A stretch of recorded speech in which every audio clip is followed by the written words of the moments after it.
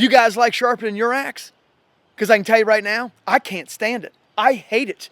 I find myself saying this all the time. It'll work. Good enough.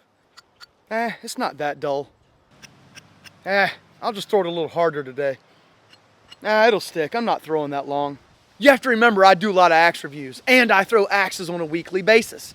So much so that I can't stand it anymore. It is a daunting task. I avoid it like the plague, and even sometimes, guys, I'll just throw my axe harder so I don't have to sharpen the bit. I'm just being honest. In my last video, I showed you guys how I could throw an axe 200 feet. If you're interested, go check it out. I'll put it up here. In that video, I had a lot of bits and spikes to sharpen, and I got to thinking, wait a minute. I need to do some sharpening videos. So I decided to make a mini series on axe sharpening pucks. Who makes the best ones? And we're going to compare price and quality. Also, too, I'm interested to see if any of these pucks that I have here beat out my trusted handy dandy puck that I've been using for years.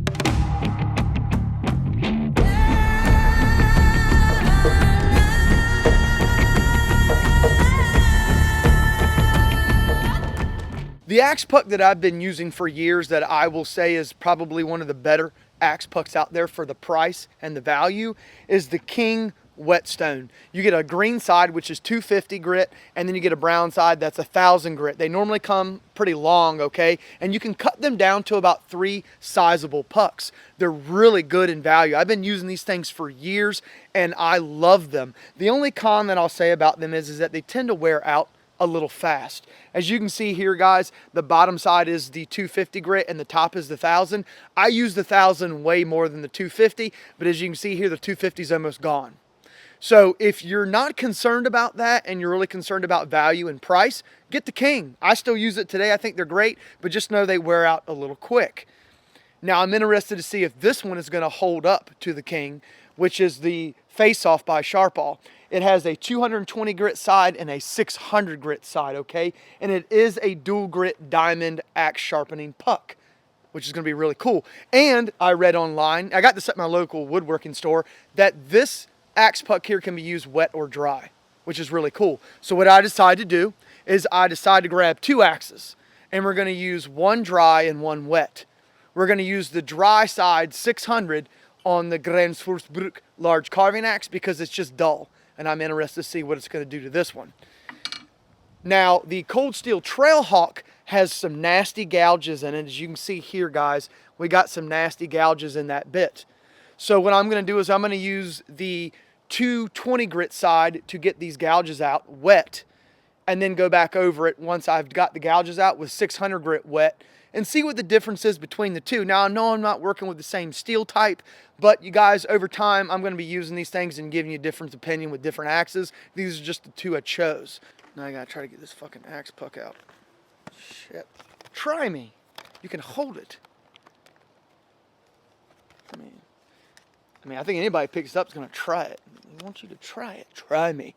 Try me. Put your hand on it. Feel the goodness of the grooves. Excited about axe sharpening. Did you hit your head? Yeah, I'm fine, Dave. I'm just having fun opening new stuff. You guys get like that? I always get like that when I open new stuff. Hey, look at that. That's kind of cool. They give you a tear section at the bottom. See how easy. Guys, I don't know about you, but I hate opening things.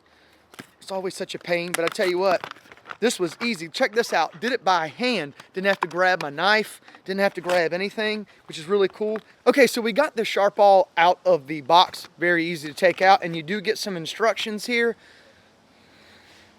Okay, so you get a bag too, which is really cool. You get a carrying bag. You can place it in the bag, do whatever you want with it. Put it in your pocket, put it in a bag, put it wherever. I don't care. I'm not using the bag right now. Decent looking bag.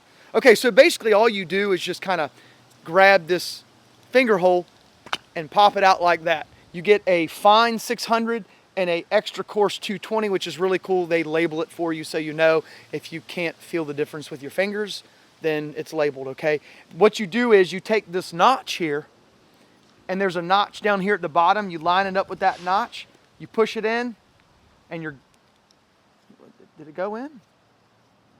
I guess it went in. I was expecting like a snap or something. It just kind of goes in there. What is it, a magnet? Maybe we should have read the directions. It's a magnet. It's a magnet.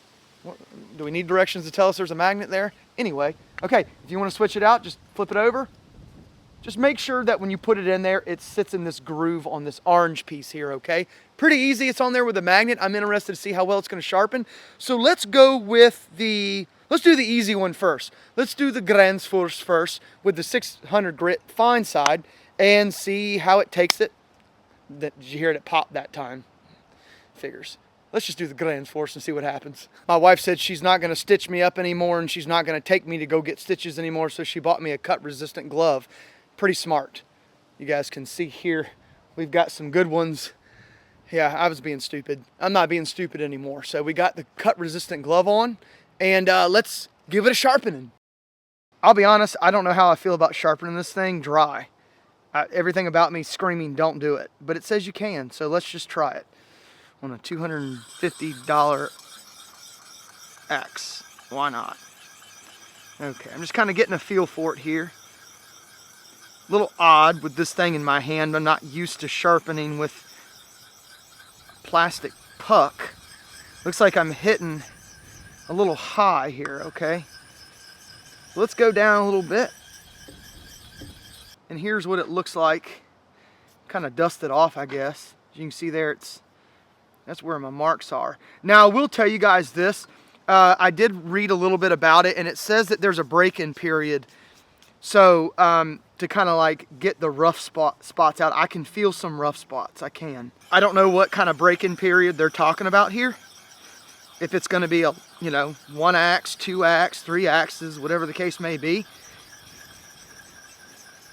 And guys, this axe right here, it wasn't extremely dull, but it wasn't sharp either.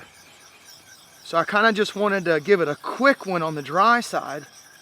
As you can see here, we've got a lot of the buildup of the steel right in here where water would normally kind of just wash that away, which is why I felt weird not using water. But I wanted to give it a shot and see. I mean, that's pretty sharp. And I really haven't even used it that much. Not bad. I will tell you guys, just working with the other side, this little plastic or polymer grip that they give you makes it very controllable. I'm not used to using it, so it took me a minute to kind of like get the degree in which I wanted to use the puck at. But now that I've been working with it for just a little bit, I seem to be doing a little bit better. I'm used to holding an actual whetstone in my hand and being able to control it because it's so much thinner, you know, you can kind of adjust it. This being so high up, it takes a little practice to kind of get the angle that you want, because you can easily, I'm staying up on the cheek area too much, and I need to go back farther down. That was one thing that I noticed when I first started using it. And I'm still doing it a little bit, but I think once I get the hang of it, I'll be okay. All right, guys, that's the last pass I made on it. I'm trying to keep this quick. I want to see how fast it'll do it. Guys, that's really sharp. Look at my fingers dragging on it. I mean, it's pretty daggone sharp, and I think I've spent about maybe less than 10 minutes on it in its entirety. So not bad. Let's take it out and see how sharp it is. So what do I think about the 600 dry side? It's pretty sharp, guys. I will say I don't feel like it's as sharp as my King on 1000. I don't, but it's really sharp for a little bit of time. So I will say that if you had to take this puck out into the field with you and you didn't have water and you needed to sharpen something really quick and get a decent edge on it, I would say this is pretty good. It's cutting paper. So, I mean, in less than 10 minutes, 600 dry, not bad at all, guys. Really not bad at all. Now, I haven't used a leather strap on it to kind of refine the edge and push it back, but just kind of initial testing of it, I think after a leather strap, I could really get this thing a little bit sharper. So, not bad at all. But I'm interested to see how well it's going to do on the Trailhawk with the wet side and see if it's any sharper. I'm going to give it a soft toss into that, see if it sticks, see how well the edge is.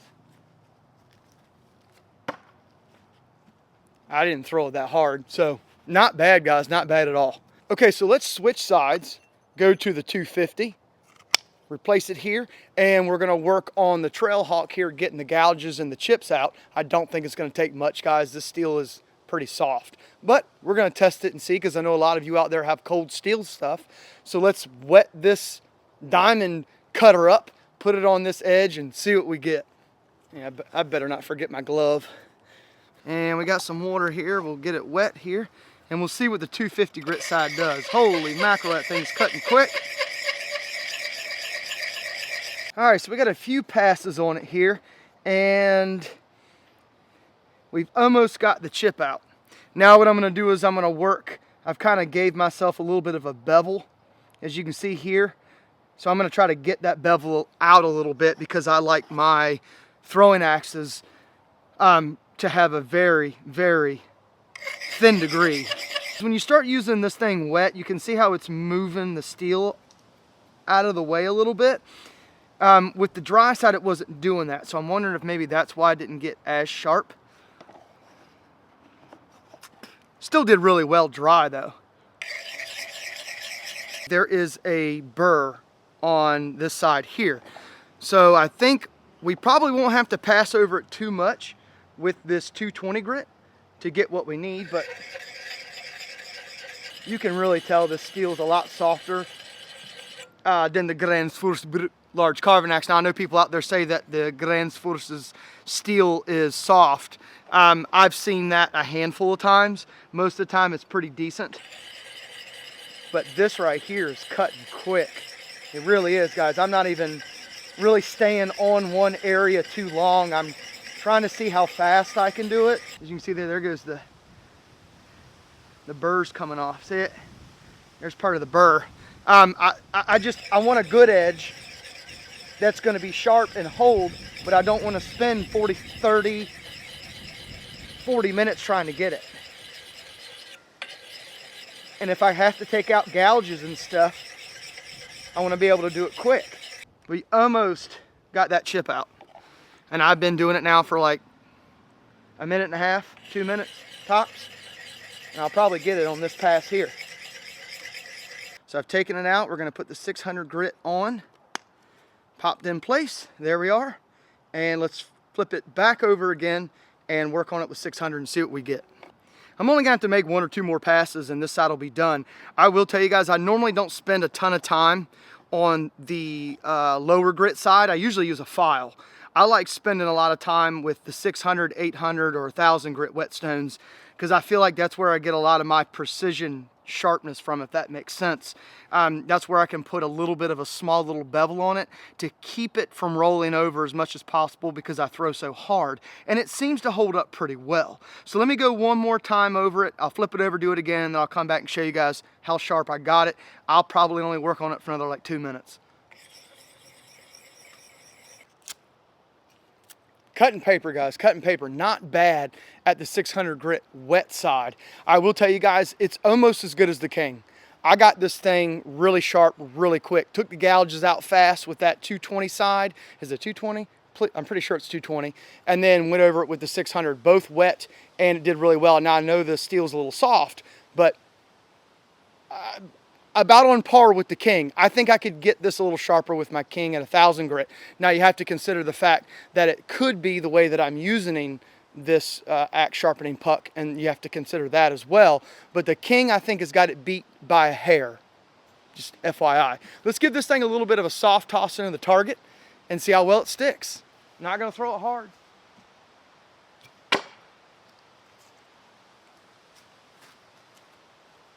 Yeah. About halfway up the axe head, so we had some pretty good penetration there. Almost 2 inches, barely even through it. So it is sharp, guys. I mean, if you needed this thing out in the field without any water, you can do well with it. I got the large carving axe by Gränsfors very sharp. I didn't get it as sharp as I can with the King on the 1000 grit side wet, because I've sharpened those large carving axe a million times, and I know how sharp I can get them. So it didn't reach its full potential with this one dry, but it may wet. Maybe that's something we'll do in the future. I'd say this would be good for you if you were out in the field and you needed to sharpen an axe or a hatchet or whatever, and you didn't have any water. If you had some gouges, you could switch easily to the 220, and then when you're done, you could flip it over to refine that edge at 600. You do have a nice grip on here to be able to adjust your degree in which you want to put on the bit. And I will say that was something I had to get used to, was this right here. But once I started working with it, it was comfortable. It was a little odd at first because it's so high, but I got used to it. Flipping this thing over and switching it out is really easy as well. It's really quick. And like I said, it comes with a bag. You can put it in a backpack, put it in your pocket, whatever. I think it works really well. Is it as good as the King whetstone that I've been using for years? It's close. $19.99 is what you get for this. It's close. Now, you could say it's user error. You guys could get this and get your axe as sharp as I could get mine with the King. That's totally possible. So you have to consider that as well. But I think it's worth the money. If you want something that you can take with you wet or dry, consider it. Now, I don't know how long it lasts. That's something I'll have to keep using, and I'll come back and report back to you guys on its longevity.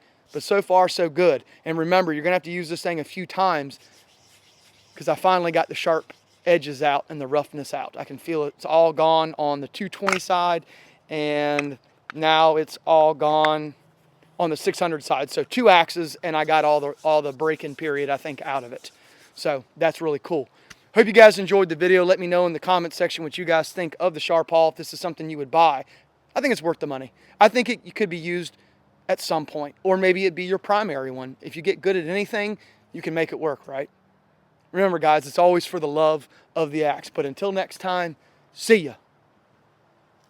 I didn't like the way that axe landed. I hate leaving a video without throwing a decent throw. I'll take it. It's in red. Not bad. I can't wait to get into this stuff with you guys. This is going to be fun. Can't wait to see who makes good stuff. That's what Midgard Axe is about, right? We don't always have to do axe reviews. We can do axe products, outdoor stuff. Thinking outside the box, guys. We're going global, as Dave says. Where are you at? Sounds like someone is finally listening to me for once. See you guys.